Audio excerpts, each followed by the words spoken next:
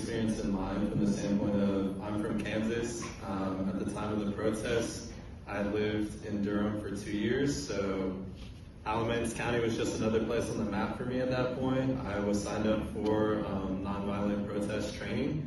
I went to the training not even knowing there was a protest. I just thought it was a cool idea.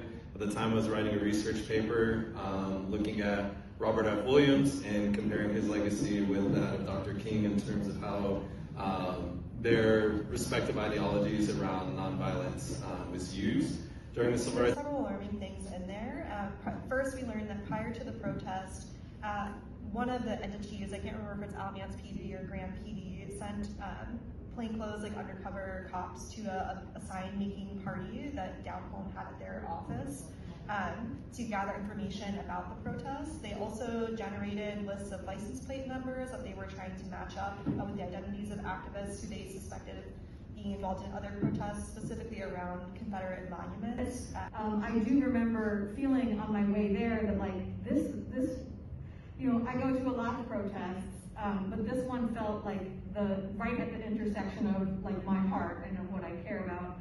So I did go like ready to do whatever was needed, but I didn't, and I also knew about Alamance County and Terry Johnson's reputation. I actually had lived in Alamance County since the early 90s. So I kind of felt like, you know, I actually lived there, was a part of that community.